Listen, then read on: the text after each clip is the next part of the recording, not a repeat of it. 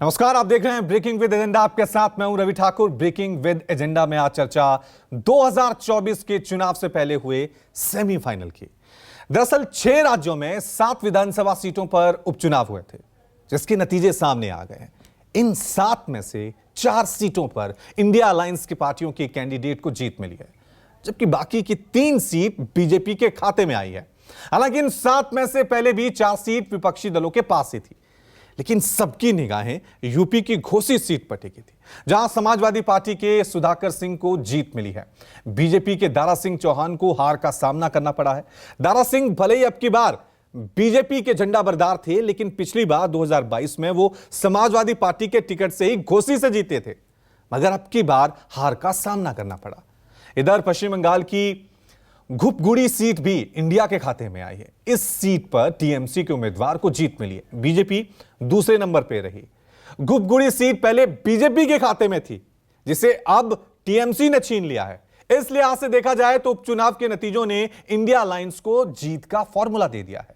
आज इसी पे हम चर्चा करेंगे। सवाल यह कि 2024 का पहला रुझान 7 लड़े तो जीतेगा इंडिया, और 2024 के चुनाव में इसका कितना असर पड़ने वाला है।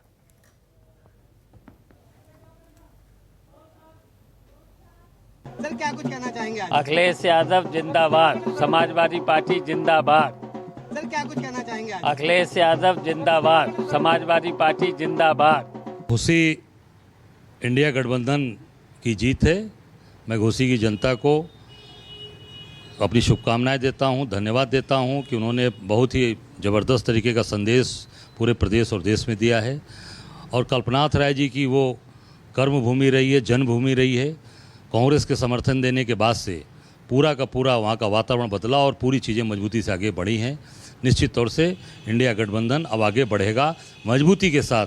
2024 और आगे के जो भी चुनाव हैं, निश्चित तौर से 24 का चुनाव अच्छा होने जा रहा है। घोसी की जनता ने जो फैसला दिया है, जो रिजल्ट आ रहा है, हम उसका स्वागत करते हैं। और एक बात जरूर कहूँगा कि ईवीएम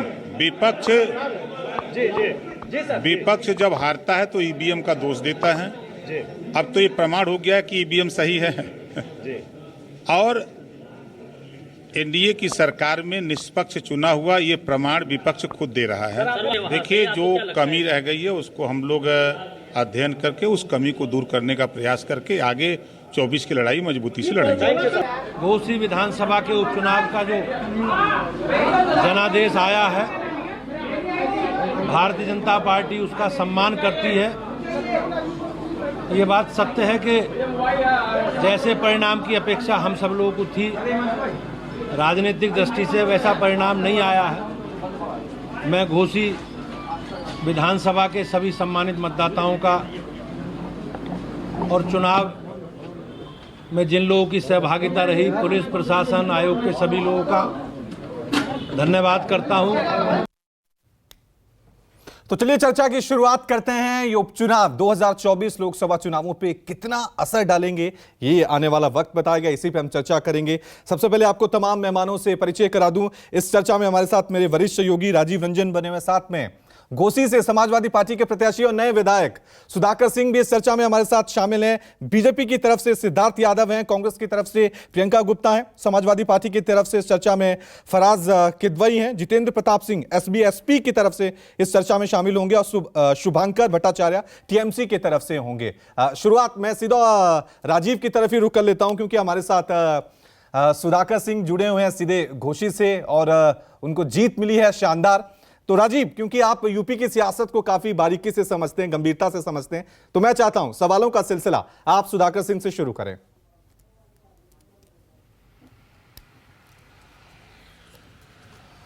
सुधाकर जी, बहुत बहुत बधाई आपको और बहुत स्वागत न्यूज़ 24 पर।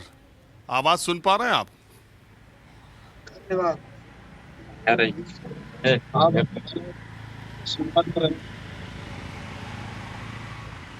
आपको मौका दिया। सुधाकर जी,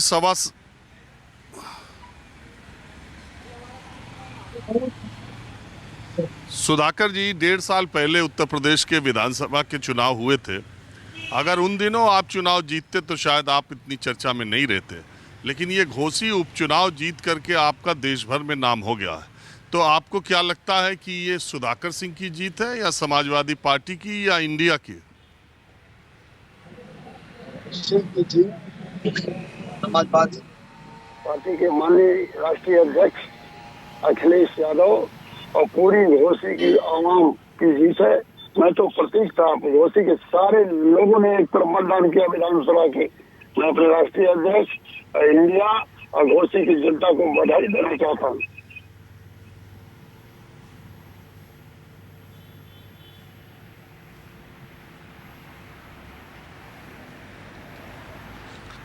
सुधाकर जी, मैं ये सवाल पूछना चाहता हूं कि घोसी में जितना मैं जानता हूं कि ये घोसी का पूरा जो चुनावी नतीजा है वो स्थानीय मुद्दों की वजह से ज़्यादा है। आपको स्थानीय होने का फ़ायदा मिला, पिछली बार आपको टिकट नहीं मिला था, आपके त्याग करने का आपके लिए लोगों की सिंपैथी थी। दूसरी बात, दारा सिंह चौहान वहाँ के रहने वाले नहीं थे।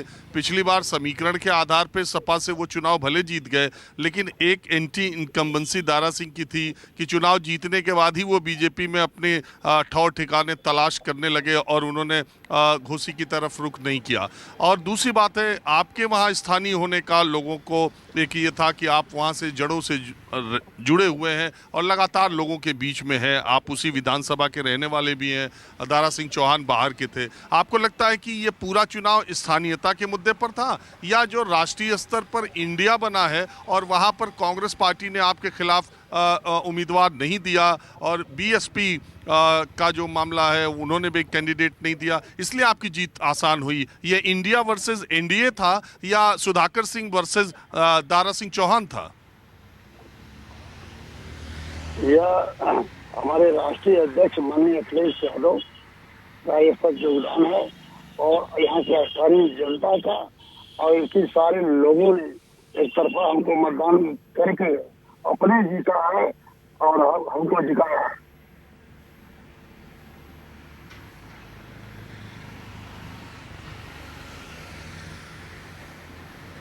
आप सवाल का जवाब नहीं दे रहे। ये चुनाव दारा सिंह चौहान वर्सेस सुधाकर सिंह था या इंडिया वर्सेस एनडीए था? यह सपा के राष्ट्रीय अध्यक्ष माननीय अखिलेश यादव ने टिकट दिया। यहाँ की जनता ने सारे दलों को मात करके अपने चुनाव लड़ी, हमको जीता।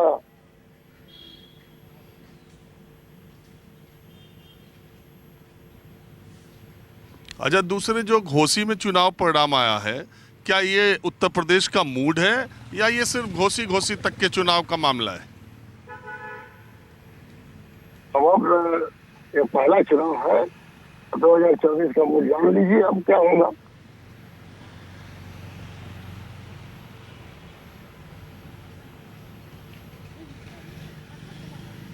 चलिए ठीक है सुधाकर जी, आप जुड़े, इसका बहुत शुक्रिया। देखिए रवि, कुल मिला के बात यह है कि कल जो 6 राज्यों में 7 विधानसभा चुनाव के नतीजे आए हैं उसमें ज़्यादातर अगर आप देखेंगे, अगर त्रिपुरा में देखें 2 सीटें भारतीय जनता पार्टी ने जीती, वो उनकी सरकार थी वहाँ पर। अगर 1 सीट उत्तराखंड में भारतीय जनता पार्टी ने जीती तो उनकी सरकार थी वहाँ पर। झारखंड मुक्ति मोर्चा ने सीट जीती तो उनकी सरकार थी वहाँ पर। पश्चिम बंगाल में टीएमसी ने जीती तो उनकी सरकार थी वहाँ पर। सिर्फ केरल में एलडीएफ की सरकार होने के बावजूद यूडीएफ का कैंडिडेट जीत गया, वो इसलिए कि पूर्व मुख्यमंत्री ओमन चांडी के निधन के बाद वो सीट खाली हुई थी और उनके बेटे ने वहाँ से चुनाव लड़ा था। 37,000 से ज़्यादा वोट उन्हें मिले। लेकिन आज अभी जिन सुधाकर सिंह जी से हम बात कर रहे थे, ये घोसी की सीट बहुत इंपॉर्टेंट है। इसकी चर्चा इसलिए भी ज़्यादा है कि एक तो यूपी में भारतीय जनता पार्टी और योगी सरकार को बहुत मजबूत माना जाता है। दूसरे, सबसे ज़्यादा कल का जो चुनाव परिणाम आया, सबसे ज़्यादा वोटों से अगर कहीं जीत हुई तो घोसी में समाजवादी पार्टी के कैंडिडेट की हुई। जब ऐसी स्थिति में मैं तो वहाँ पर 3-4 दिन तो मैंने वहां पर देखा कि 2 दर्जन से ज्यादा मंत्री, 2 उप मुख्यमंत्री कैंपिंग कर रहे थे। योगी आदित्यनाथ की पूरी ताकत लगा करके एक जनसभा की गई थी और न जाने प्रशासन शासन का कितना हिसाब किताब वहां पर बनाया गया। बावजूद इसके जनता ने एक तरफा चुनाव किया और सुधाकर सिंह को वोट देकर के वहां पर चुनाव जिता दिया। सवाल यह उठता है कि घोसी के चुनाव परिणाम की वजह से क्या यह देश का मूड है? क्या उत्तर प्रदेश देश के सबसे बड़े सूबे में, जहां पर भारतीय जनता पार्टी गुजरात के बाद सबसे ज्यादा मजबूत है, क्या वहां का मूड, वहां के मतदाताओं का माहौल बदल रहा है? क्योंकि इतनी बड़ी जीत और खास करके इसको ये भी देखना पड़ेगा, जैसे मैंने पूछा कि ये जो पूरा मामला है घोसी का, वो बहुत कुछ स्थानीयता का मामला है। दूसरा मामला दल बदलुओं पर है। दारा सिंह चौहान ने कोई पार्टी उत्तर प्रदेश की नहीं है जिसका दामन न थामा हो, और जिस जगह से गए हो तो उनके खिलाफ भी एक एंटी इनकम्बेंसी थी कि 1 साल सवा साल वो विधायक रहने के बावजूद उस क्षेत्र में नहीं गए, और इसलिए। और दूसरी बात, सुधाकर सिंह वहाँ के स्थानीय नेता हैं, ये सारे फैक्टर वहाँ पर काम किए। लेकिन अगर कांग्रेस पार्टी ने अपना कैंडिडेट खड़ा कर दिया होता, जिसने पिछले चुनाव में किया था, तो 10 साढ़े 10 हज़ार वोट उसे मिले थे।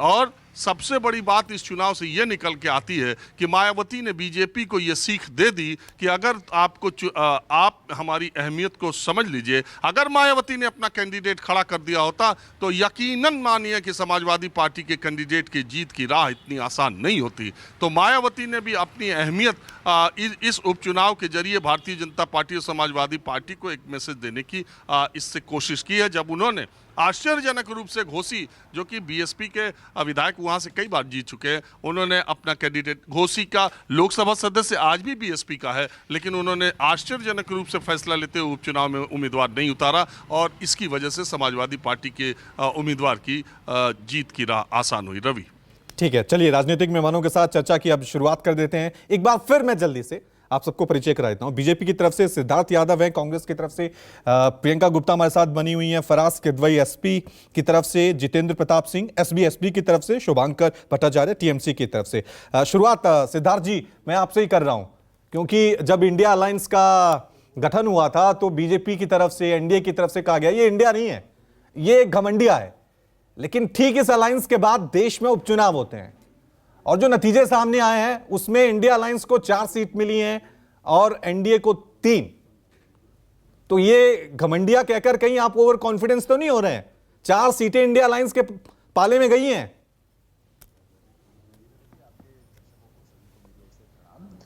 देखिए, जो कल परिणाम हमारे सामने आए हैं वो परिणाम बहुत विश्लेषण योग्य हैं, और पार्टी के स्तर पर हम लोग भी उसका विश्लेषण कर रहे हैं। कुछ जगहों पर हमने जीत प्राप्त करी है, जिन जगहों को कम्युनिस्टों का गढ़ माना जाता था, जिन जगहों को ऐसा माना जाता था कि भारतीय जनता पार्टी के लिए जीतना बहुत मुश्किल है, वहां पर जाकर के हम जीते हैं। त्रिपुरा की 2 सीटें हम जीते हैं, उन दोनों ही कम्युनिस्टों का गढ़ थी। उनमें से एक सीट ऐसी थी जिसको, जो आजकल का एक पॉलिटिकल नैरेटिव है विपक्ष का, कि मुस्लिम बाहुल्य सीट थी, और वो ऐसा कहा जाता था कि चूंकि मुस्लिम समाज भारतीय जनता पार्टी को वोट नहीं देगा तो भाजपा यहां से नहीं जीतेगी, जबकि हमारे मुस्लिम कैंडिडेट ही वहां से चुनाव जीत करके आए।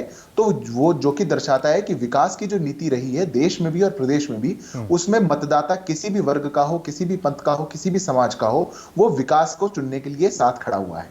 रही बात जहां पर 4 जगह हम नहीं जीत पाए, उसमें घोसी एक हमारा चुनाव था, उत्तर प्रदेश का, पश्चिम बंगाल था, केरल भी था, झारखंड भी था। घोसी के लिए अंदर भी हमारा जो वोट शेयर आया है 38%, वो हमारा अभी तक का अधिकतम वोट शेयर है। जो हमारा 2017 में जब हम इस सीट को जीते थे तब भी हमारा इतना वोट शेयर नहीं आया था जितना आज हमें वोट शेयर आया है। इसीलिए हम उसको ऐसे भी देखते हैं, ये सीट पहले से भी समाजवादी पार्टी के पास ही थी, और बाई इलेक्शन होने पर जो सीट पहले से मतदाताओं ने अभी एक पिछले वर्ष ही जिस पार्टी को चुना हो, तो मूड इतना जल्दी बदल जाए ऐसा अमूमन देखने को मिलता है, नहीं मिलता, ये विश्लेषण का एक विषय है, और इसीलिए उस पर भी हमारा एक वोट शेयर बढ़ा है। कहीं हमारी कमियां भी रही होंगी, उसको भी हम देखेंगे। पर मेरा ऐसा मानना या किसी का ऐसा कहना कि ये इंडिया ब्लॉक की विजय है, ये तो इंडिया ब्लॉक वालों को भी अपने आप में विश्लेषण करना चाहिए कि क्या कुछ विधानसभाओं की सीट से वो इसको 2024 का एक सेमीफाइनल मानते हैं, क्योंकि इनमें से तो कोई सी लोकसभा सीट भी नहीं थी। वैसे तो वो कहते हैं कि विधानसभाओं में हमारा कोई अलायंस नहीं, हम लोग सब आपस में अलग अलग लड़ेंगे, नहीं तो अलायंस लोकसभा के लिए है। पर विधानसभा में 4 सीट जीतने पर उनको वो कहते हैं कि ये तो बस 24 की यही सुखबुगाहट है और यही बदला जाएगा। ऐसा नहीं है। केरल में भी जहां पर कांग्रेस ने विजय प्राप्त करी, तो वो तो लड़ भी इंडिया ब्लॉक के खिलाफ ही रहे थे, मतलब हराया भी इंडिया ब्लॉक को ही। ये तो अच्छा गठबंधन है, खुद जीत जाओ, दूसरे को हरा दो, जो जीत गए हम ही जीत गए, ऐसा तो नहीं होता। इसलिए जो क्षेत्रीय दल जहां पर जो एक्टिव थे उन्होंने अपनी अपनी जीत वहां पर एक दर्ज कराई, और हमारे लिए भी कुछ सीटों पर महत्वपूर्ण बड़ी जीत है, कुछ सीटों पर हमारी हार रही है, जिसको पार्टी के नाते हम विश्लेषण करेंगे। लेकिन सिद्धार्थ जी, अगर सब जानते हैं, अगर आपको दिल्ली का सिंहासन जीतना है, लोकसभा चुनावों में जीत हासिल करनी है, तो उसके लिए सबसे इंपॉर्टेंट होता है यूपी में जीत हासिल करना।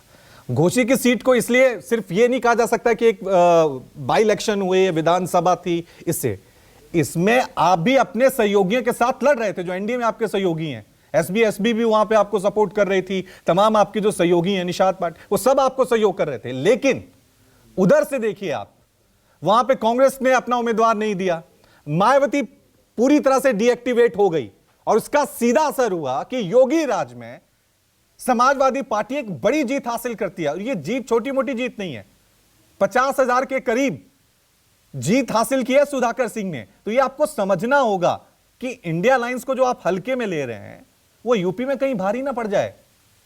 देखिए रवि जी, हल्के में लेना या भारी लेना हमारे लिए विषय नहीं है। कोई भी चुनाव है, चुनाव के ढंग से लड़ा जाता है।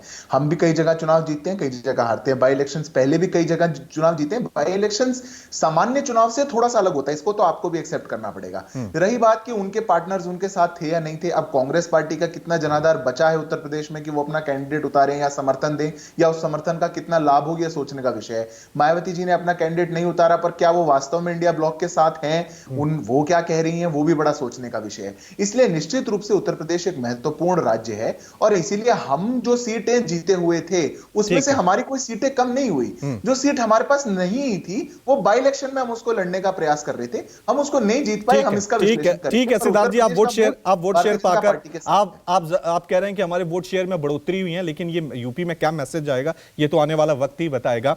हमारे रवि जी साथ बस 5 सेकंड जोड़ रहा हूं। अभी सुधाकर जी आपके साथ जुड़े हुए थे, मैसेज तो उन्होंने दे दिया, उन्होंने तो इंडिया ब्लॉक को श्रेय भी नहीं दिया, उन तो साफ कह दिया ये मेरे नेता की कमान है। इसलिए ये मैसेज की ज्यादा चिंता नहीं है। जो जीते हुए प्रत्याशी कह रहे हैं कि इसमें इंडिया का कोई लेना देना नहीं है, इंडिया अलायंस का कोई लेना देना नहीं है, मैं ठीक है, इसके लिए मैं जवाब ले लेता हूं। फराज किदवई समाजवादी पार्टी की तरफ से हमारे साथ बने। किदवई साहब, ये जीत जो है एक बाई इलेक्शन है, एक विधानसभा है, आप तो ऐसे जश्न मना रहे हैं जैसे आपने यूपी जीत लिया हो, 2024 अब आप जीत जाएंगे। क्या इतनी बड़ी जीत है क्या ये घोसी की जीत? किदवई साहब देखिए रवि जी, सबसे पहले तो आप सबको बहुत बहुत धन्यवाद कि आप लोगों ने बहुत अच्छी तरह से जो ये घोसी का इलेक्शन है उसको कवर किया। आवाज इको हो रही है। ठीक है, आप कंटिन्यू करिए, आप कंटिन्यू करिए। जी जी, और बहुत बहुत बधाई और धन्यवाद हमारी बहन जो बैठी हुई है, कांग्रेस पार्टी की प्रवक्ता प्रियंका गुप्ता जी। कांग्रेस पार्टी ने भी एज अलायंस बहुत ज्यादा फील्ड पे काम किया और इंडिया गठबंधन को आगे बढ़ाने में सपोर्ट किया। देखिए क्या है, जो इंडिया गठबंधन की रवि जी ये जीत है, खासकर घोसी में, ये एक इंडिया गठबंधन की एक बेहतरीन केमिस्ट्री और मैथमेटिक्स की जीत है। ये जीत माननीय अखिलेश यादव के नेतृत्व की जीत है, और ये जीत जो है उत्तर प्रदेश में भारतीय जनता पार्टी के खिलाफ जो जनता में रोष है, और क्योंकि उत्तर प्रदेश की जनता जो है आज की तारीख में बेरोजगारी से, अनएम्प्लॉयमेंट से और महंगाई से जो बुरी तरह से परेशान हो चुकी थी, ये एक तरह से जनता का गुस्सा है जो वोट की फॉर्म में निकला है। अब रही बात कि ये जो घोसी का जो करीब 42,000 से हमारी पार्टी इंडिया गठबंधन जो जीता है, ये बेसिकली एक साइन है अगले लोकसभा इलेक्शन में, और एक ये देश का मूड, अगर आप देखिए पूरे 7 में से 4 सीटें हम लोगों ने जीती हैं, तो बेसिकली ये देश का मूड बता रहा है कि देश की जनता जो है वो आगामी 2024 में जो इलेक्शन आने जा रहे हैं वो किस तरफ देश का मूड है। दूसरी बात, हमारे भाई अभी बात कर रहे थे, भारतीय जनता पार्टी के जो प्रवक्ता हैं उन्होंने विकास की बात की। तो रवि जी मैं एक चीज करेक्ट कर दूं अपने भाई को कि जो विकास की जहां तक बात करते हैं, तो अगर एब्सोल्यूट जीडीपी की भी बात करिए तो 2004 वर्ष 2014 में जो जीडीपी है वो 182% के आसपास बढ़ी थी, और मोदी जी के कार्यकाल में अप्रॉक्सीमेटली 80% के आसपास बढ़ी। ठीक है, मेरे पास ठीक है, चर्चा में अभी थोड़ा सा हम छोटा सा ब्रेक ले रहे हैं, फौरन हाजिर होंगे, लेकिन ये चर्चा जारी रहेगी कि जो उपचुनावों में जीत मिली है 2024 में इसका क्या असर पड़ने वाला है। तमाम राजनीतिक मेहमान हमारे साथ बने हुए हैं, सीधा रुक कर लेते हैं। जितेंद्र प्रताप सिंह एसबी की तरफ से हमारे साथ बने हुए हैं। जितेंद्र जी, आपका तो अभी अभी नया गठबंधन हुआ था, बहुत बड़ी जिम्मेदारी दी थी बीजेपी ने आप पर, घोसी विधानसभा सीट पे जीत की, लेकिन आप पूरी तरह से नाकामयाब हुए, वजह क्या रही? देखिए, पहले मैं माफी के साथ कहूंगा, मेरा नाम जैनेन्द्र अर्कवंशी है, जितेंद्र नहीं है। ठीक है, ठीक है, ठीक है सर। और दूसरी चीज, ये देखिए कोई जिम्मेदारी नहीं दी गई थी, बल्कि साथ में मिलकर हम लोगों ने चुनाव लड़ा, और उसके लिए हम घोसी की जनता का सम्मान करते हैं और उनको धन्यवाद देते हैं, उन्होंने चुनावों में भागीदारी की। लेकिन मैं एक चीज स्पष्ट कर दूं कि ये कहीं ना कहीं ऐसा हुआ कि पिछले 6 साल में 4 चुनाव हो गए घोसी में, तो ये जनता का थोड़ा सा गुस्सा या फ्रस्ट्रेशन थी हमारे गठबंधन के प्रति जो उन्होंने दिखाई। एक और चीज मैं स्पष्ट कर दूं कि अभी अभी हमारे भाई जो कह रहे थे फराज भाई कि ये पूरे देश का मूड है, नहीं फराज भाई, मैं बहुत स्पष्ट कर दूं कि 4,30,000 वोटर घोसी में है, 2,15,000 ने पार्टिसिपेट किया है, तो आप 2,15,000 वोटर्स के आधार पर 90 करोड़ वोटर्स को नहीं बता सकते हैं कि ये उनका मूड है। हाँ, मैं ये जरूर बता सकता हूं कि विधानसभा चुनाव, विधानसभा उपचुनाव और लोकसभा उपचुनाव, हर उसमें एक अंतर होता है।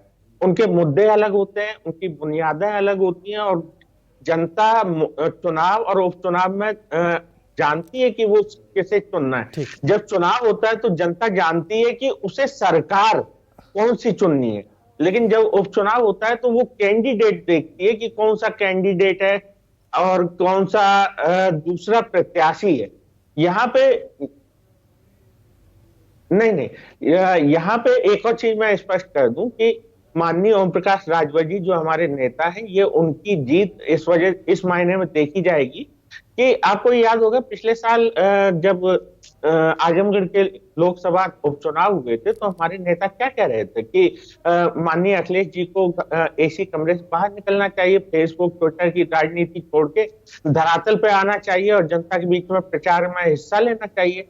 लेकिन वो उस समय नहीं निकले थे और उन्हें लगता था कि माननीय ओम प्रकाश राजभर जी कौन होते हैं उन्हें सलाह देने वाले। लेकिन यही आपने इससे पहले कब पूरे कुनबे को देखा जहां पे माननीय अखिलेश जी, माननीय राम गोपाल जी या माननीय शिवपाल जी, माननीय अक्षय जी या बाकी लोग, पूरा कुनबा जमीन पे उतर आया था। यही जीत है जो उन्होंने पिछली बार बात कही थी, उस बात को सिद्ध इसी चीज से किया जा सकता है कि पूरा कुनबा इस बार जमीन पे था। इससे पहले जैनेंद्र जी, आपको इस बात की खुशी है कि पूरा कुनबा जो है समाजवादी पार्टी का जमीन पे उतर आया, इस बात का गम है कि ये आपका इलाका था, आपका प्रभाव था इस इलाके में और आपका नया नया गठबंधन हुआ था, आपको वहां हार मिली, आपको सबसे बड़ी जिम्मेदारी थी राजभर जी पे कि ये सीट जीतनी चाहिए और पूरा दमखम भी लगाया। आपको किस बात की ज्यादा खुशी है? देखिए, मैं एक चीज स्पष्ट कर दूं, हमारा जो गठबंधन है वो कोई ऐसा थोड़ी था कि केवल घोसी विधानसभा उपचुनाव के लिए गठबंधन हुआ था। पहली परीक्षा थी ना, कोई अग्नि परीक्षा नहीं होती है। ये देखिए, ये तो जनता डिसाइड करती है कौन एमएलए बनेगा, कौन एमपी बनेगा, कौन मुख्यमंत्री, कौन उप मुख्यमंत्री, ठीक है, ये जनता डिसाइड करती है। जनता का मैंने आपको बताया ये एक कारण सबसे बड़ा यही था कि उनको 6 साल में चौथा ये चुनाव। ठीक है। एक चीज और जोड़ देता हूँ जल्दी से सभी भाई, मैं एक चीज और जोड़ देता हूँ। यहाँ पे बहन जी का जो एक बयान आया था कि जनता जो दलित मतदाता है वो चुनावों में भाग ना ले, ये बहुत ही अलोकतांत्रिक उनका वक्तव्य था, इसकी मैं कड़े शब्दों में निंदा करता हूँ। और कहीं ना कहीं ठीक है जिनेंद्र जी, आप निंदा कर रहे हैं, लेकिन इसका असर एनडीए अलायंस पे पड़ा है। जो वो दलित वोट है वो किस तरह ट्रांसफर हुआ है, ये अपने आप में बड़ा सवाल है। प्रियंका गुप्ता हमारे साथ बनी हुई है कांग्रेस की तरफ से। प्रियंका जी, क्योंकि इंडिया अलायंस को लेकर कहा जा रहा है कि बड़े भाई की भूमिका में कांग्रेस है, तो किस तरह से देख रहे हैं ये तमाम नतीजे जो आए हैं? चाहे पश्चिम बंगाल की बात करें, केरल में आप जीते हैं और यूपी में भी आपने जीत हासिल की है, लेकिन केरल में तो आप इंडिया अलायंस के ही लोगों से लड़ते हुए नजर आए, तो इसे इंडिया अलायंस की जीत कैसे कह सकते हैं? ये जो इंडिया गठबंधन की जीत है उसके लिए देश की जनता को धन्यवाद, और यहाँ बैठे हमारे समाजवादी पार्टी के भाई और टीएमसी के भाई बैठे हैं उनको भी हम धन्यवाद देना चाहेंगे। पर एक बात मैं जरूर कहना चाहूंगी कि जिस तरह की जीत आज हुई है वो एक तरह से भारतीय जनता पार्टी के जो अहम है, जो अहंकार है, उसकी हार। जिस तरह से उन्होंने एक प्रचलन बना रखा था कि एक चुनाव खत्म होता है, ये दूसरे चुनाव में पहले से तैयारी चालू कर देते हैं, तो ये उस पर भी एक करारा प्रहार है। और मैं समझती हूँ कि ये उनकी नींद अब इस तरह से आ रही होगी, ये वही बता सकते हैं। दूसरी चीज मैं कहना चाहूंगी, जनता के मुद्दे कितने इम्पोर्टेंट हैं ये इस बात से साबित होता है। जो किसानों के मुद्दे हैं, जो गरीबों के मुद्दे हैं, जो छोटे व्यापारियों के मुद्दे हैं, जो बेरोजगारी का मुद्दा है, वो सारे मुद्दे अब हावी हो चुके हैं। क्योंकि जनता अब सवाल पूछ रही है। जनता इन मुद्दों में उलझना नहीं चाहती कि इंडिया जीता या भारत जीता। जनता इन मुद्दों पर बात करना चाहती है कि बेरोजगारी जो इस देश में हो रखी है 45 सालों में सबसे ज्यादा, उस पर कौन जवाब देगा। क्योंकि पिछले 9.5 सालों से आपकी केंद्र में सरकार है, उत्तर प्रदेश में भी आपकी 7 साल से ज्यादा की सरकार है, तो इन सारी चीजों का सवाल अब पूछा जाएगा। तो मैं सिर्फ इतना कहना चाहती हूँ कि ये एक अलार्मिंग सिचुएशन है। और रही बात गठबंधन की, तो गठबंधन अपना जो है सारी चीजें तय हैं और सारी चीजें मिलकर ही काम हो रहा है। मुझे नहीं लगता इसमें किसी तरह के कोई भेदभाव नजर आ रहा है, क्योंकि ये गठबंधन की जीत है। जिस तरह से सभी लोग ये कह रहे हैं कि ये गठबंधन की जीत है। लेकिन प्रियंका जी, ये गठबंधन की जीत है, लेकिन प्रियंका जी ये गठबंधन की जीत है। 2 मीटिंग के बाद 200 रुपए सिलेंडर पे कम हो गए, ठीक है, उससे भी जो है भारतीय जनता पार्टी ठीक है प्रियंका जी, डर है वो साफ दिख रहा है। मुझे लग रहा है कि और जिस तरह से मीटिंग होती चली जाएंगी, भारतीय जनता पार्टी किस तरह से जनता के लिए सोचने पर मजबूर हो जाएगी, वो भी एक देखने वाली बात होगी। ठीक है प्रियंका जी, मैं कह रहा हूँ गठबंधन की, जिस तरह से ठीक है प्रियंका जी सुन लीजिए, मैं कह रहा हूँ अगर ये गठबंधन की जीत है, लेकिन इस जीत ने एक मैसेज दिया है कि अगर यूपी में अगर मेरी आवाज आप तक पहुंच रही है, थोड़ी सी आवाज कम पहुंच रही है, ठीक है, अगर आप पहुंच रही है तो सवाल सुन लीजिए।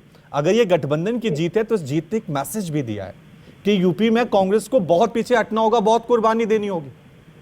पिछली बार 10,000 वोट लिए थे कांग्रेस प्रत्याशी ने इसी सीट पे, इस बार वो नहीं थे तो समाजवादी पार्टी जीती।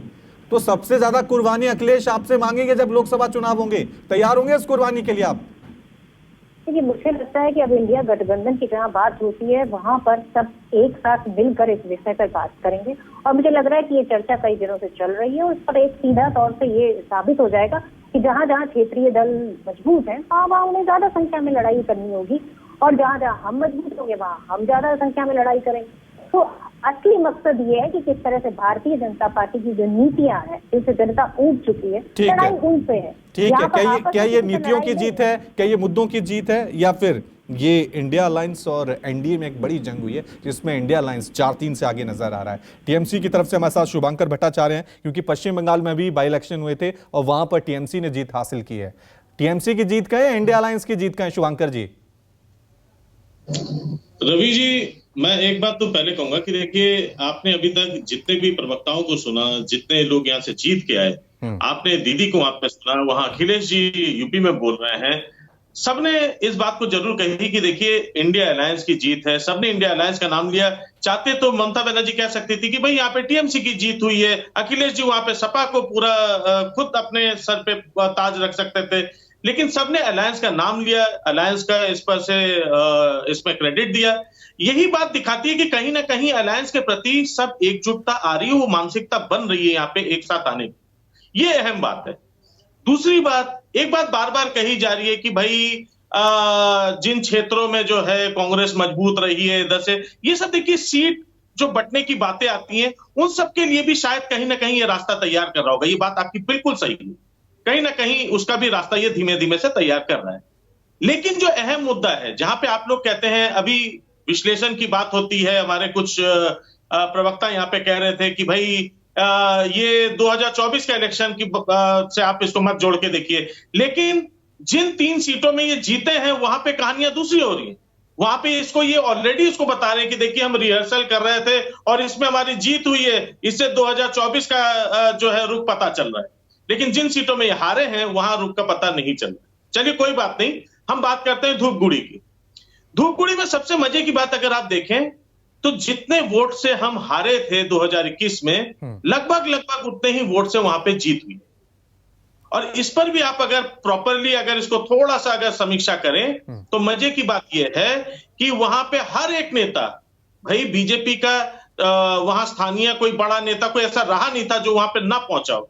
हर कोई बड़ा से बड़ा नेता वहां पे पहुंचा था। यहां तक कि अनंत महाराज, जिनको जो ये कहते थे कि भाई हम मथुरा राजवंशी का वोट तो हम अपने जेब में लेके घूमते हैं, आज वो भी वहां पे एक बात उनको समझ में आ चुकी है कि जो पिछड़ों की राजनीति में वो यूपी में भी हारे हैं, वहां पे भी उनके ऊपर कोई भी पिछड़ा वर्ग, कोई पिछड़ा वर्ग उनके साथ नहीं जुड़ा हुआ है। ठीक। तो ये एक चीज जो नैरेटिव्स की जो है, ये नैरेटिव्स की हार है और ये बीजेपी को कहीं ना कहीं इस बात को भी समझना पड़ेगा। रही बात हम लोगों की जीत की, सच बात कहूं, हम उसको बहुत बड़ी जीत नहीं मानते और हम अभी भी कहते हैं कि तापसी राय भी बहुत अच्छा लड़ी। ठीक है मेरे पास शुभंकर जी, समय आज इतना ही था। तो देखना ही है कि नैरेटिव की जीत है इंडिया बनाम एनडीए की, क्या ये जंग की शुरुआत हो गई है जिसमें इंडिया अलायंस फिलहाल एज लेता हुआ नजर आ रहा है। 4 सीटें इंडिया अलायंस ने जीती हैं, 3 बीजेपी ने जीती हैं। 2024 में क्या होगा ये आने वाला वक्त बताएगा। बहुत बहुत शुक्रिया आप सभी मेहमानों का इस चर्चा में शामिल होने के लिए।